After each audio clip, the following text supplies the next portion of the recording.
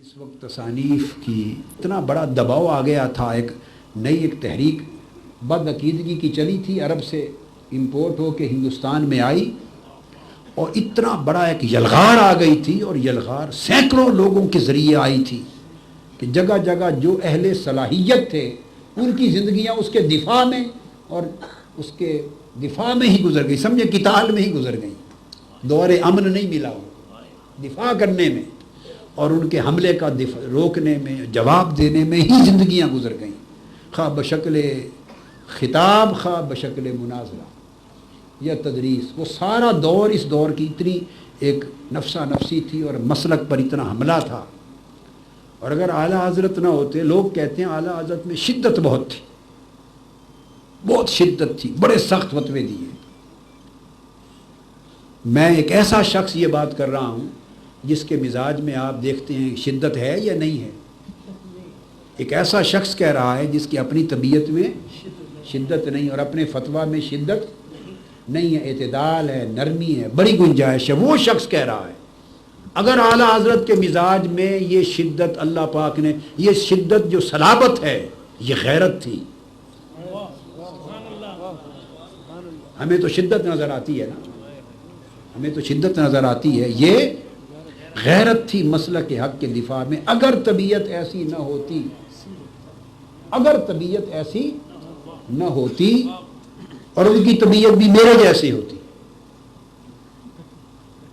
میرا مطلب ہے اعتدال والی ہوتی، فتویٰ اتنا سخت نہ ہوتا، تو جتنی شدت سے جلغار اور طوفان آیا تھا شاید پورے بر صغیر پاک و ہند میں مسلک اہل سنت خس و خاشاک کی طرح بہہ جاتا، کچھ بھی نہ بچتا۔ علماء بچتے ہیں اور علماء قائل ہوتے ہیں علم اور تحقیق کے زور سے، عوام اتنی علم اور تحقیق سے آگاہ نہیں ہوتی۔ عوام کا جو ایمان بچا وہ ان کی شدت فتویٰ سے بچا، جس شدت سے انہوں نے فتویٰ دیا نا گستاخان رسول کے خلاف،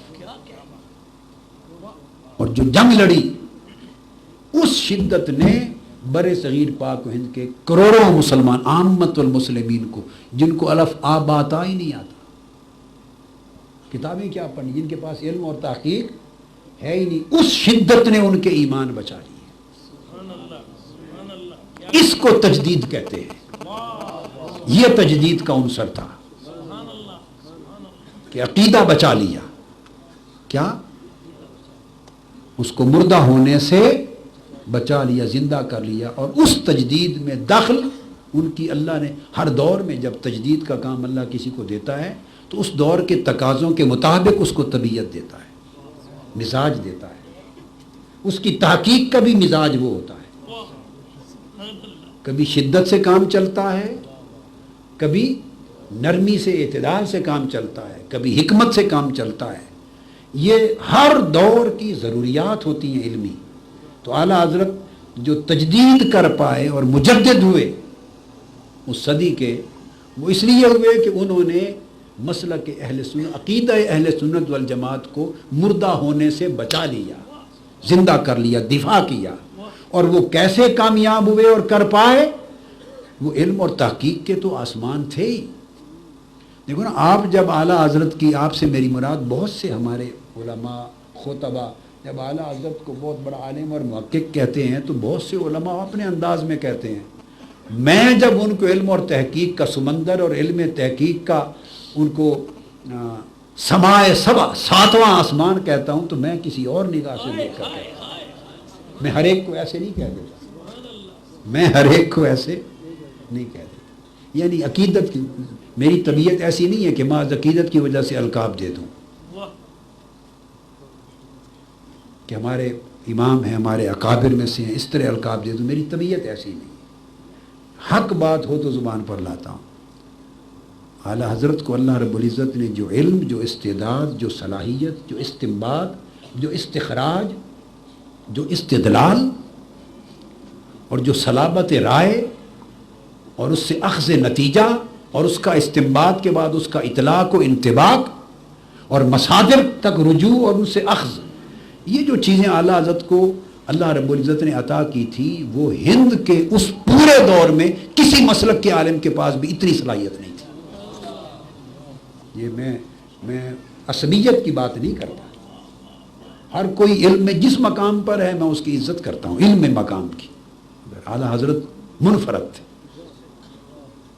محض وفور عقیدت کی بات نہیں کر رہا، مگر جب اتنی تحقیق ہو تو آپ کو ایک لطف کی بات بتاؤں، لا محالہ طبیعت اور مزاج معتدل ہو جاتا ہے۔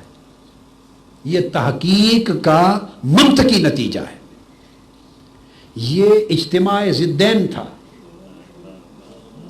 اجتماع نقیضین تھا، جو منطق میں جائز ہی نہیں ہے۔ یعنی تحقیق جتنی وسیع ہوتی چلی جائے طبیعت کی شدت اتنی بولیے کم اور نرمی آتی چلی جاتی ہے۔ یہ منطقی نتیجہ ہے، یہ دو چیز پرلطف بات عرض کر رہا ہوں۔ اور تحقیق جتنی کم ہو اس کی گہرائی اور وسعت اتنی شدت زیادہ ہوتی ہے۔ مزاج و فتویٰ میں شدت زیادہ ہونے میں تحقیق کی کمی کا دخل ہوتا ہے، اور اگر کسی مسئلے پر تحقیق بڑھتی جائے بہت بڑھ جائے تو طبیعت میں نرمی آ جاتی ہے، وسعت آ جاتی ہے، چونکہ وہ پھر تمام چاروں ائمہ اربعہ کو پڑھتا ہے، وہ مذاہب اربعہ کو دیکھتا ہے، سب کے استدلال دیکھتا ہے، پھر وہ رہتا تو حنفی ہی ہے مگر دوسروں کے ساتھ رویہ نرم ہو جاتا ہے، چونکہ سب کے دلائل آنکھوں کے سامنے ہوتے ہیں۔ میری بات آپ سمجھے ہیں نا؟ اب دیکھو، اب میرے سامنے امام شافعی بھی ہوتے ہیں، امام مالک بھی اور امام احمد بن حنبل۔ امام مالک کی فقہ میں دقت اتنی نہیں ہے اور نہ امام احمد بن حنبل میں ہے۔ اگر فقہ میں امامت اور ثقاہت اور دقت اور گہرائی دیکھنی ہو تو دو ہی امام ہیں بس، امام اعظم اور امام شافعی، اور امام اعظم اعظم ہے،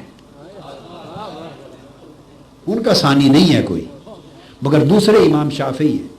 تو میں امام شافعی کی فقہ شافعی کی بھی اتنی ہی کتابیں پڑھی ہیں اصول میں فروع میں، اور پڑھتا ہوں جتنی حنفی کی پڑھی ہے۔ میری بات آپ سمجھے نا؟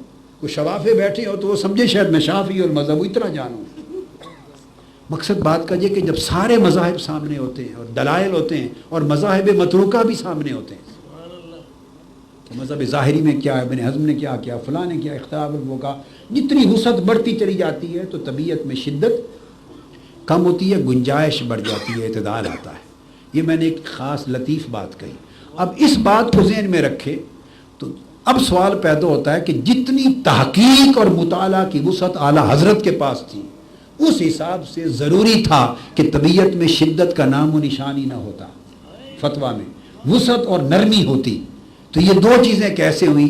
بس یہ نقطہ، اسی کا نام تجدید تھا۔ وہ صرف مجتہد نہیں تھے، وہ مجدد بھی تھے، یہ وجہ ہے۔ اجتہاد ہو تو نرمی ہوتی ہے طبیعت میں۔ کہیں کہ مجتہد بنا دیا اعلیٰ حضرت کو، کوئی اور بنایا نہ بنایا، میں جب کہتا ہوں میں اس کا ذمہ دار ہوتا ہوں۔ وہ مجتہد فی المسائل ہے، کیا ایسے مبالغہ آرائی نہیں کرتا، نہ مجتہد فی شریعت بنایا ہے نہ مجتہد فی المسائل۔